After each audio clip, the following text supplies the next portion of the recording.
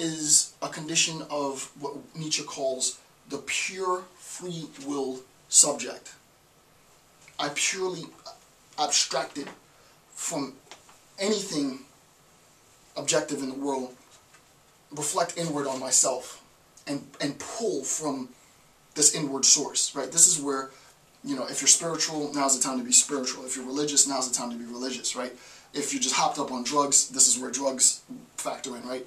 There's a sense in which it's not like going to the mall, or driving a car, or ironing a shirt, or making a cup of coffee, right? The art in artistic mode, fully immersed in his or her own thought, reflects inwardly on what it is that he does, and begins the process.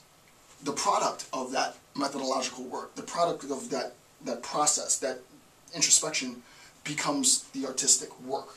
And that's what's presented to the world, right?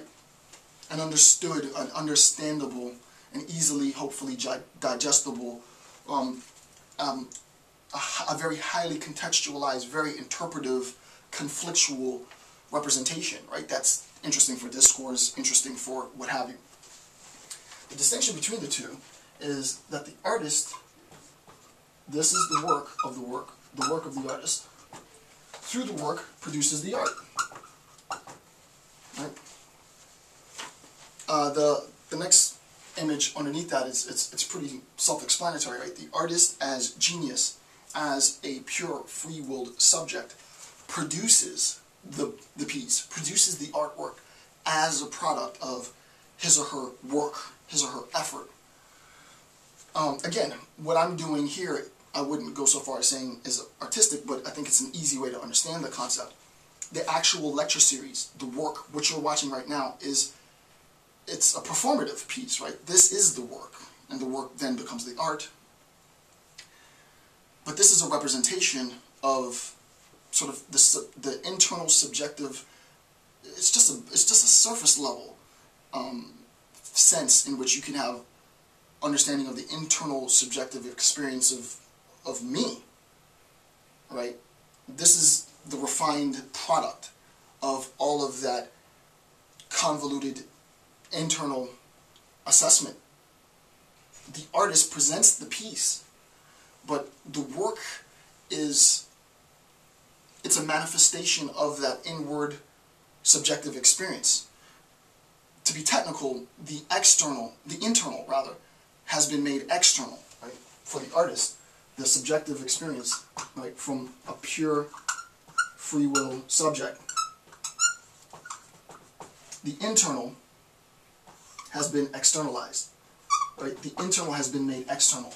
I've gone into my own subjective experience, and obviously my internal subjective experience is very dense because I keep pulling lecture series after lecture series, hour after hour, hundreds of hours after hundreds of hours, and externalizing it, right? Externalizing it. The artist pulls. It doesn't have to be numbers. An artist might just produce one work, but the idea is the product of that work. The product is a consequence of the work. Nietzsche says the work of the great nihilistic counterfeiting through artful misuse of moral values, art as the work of the pure free-willed subject. There's a misunderstanding of objectivity, right? He says that himself. I'm not going to talk about it in this section, I'll talk about it in the next section, but there's a misunderstanding then of this sort of subjective, objective, right? This is objective. This is subjective, right?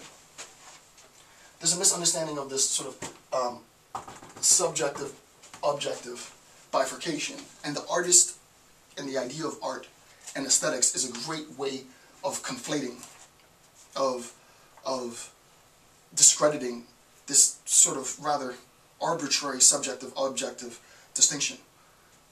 The product of the artist's work, the piece, the art, a lecture series, is a consequence of the internal subjective inwardness, through the sense of the free-willed subjective reflection, introspection of the artist as posited in the world for consumption. You can't separate, you really cannot separate, in terms of art, the object being art from the source of that object being artist. Right? The artist and his or her work are inseparable. It's not to say that the artist, as Gadamer would say, right? It's not to say that the artist has the definitive means of the definitive interpretive means. That my interpretation of what I thought the art piece should be is going to define the work as such. No.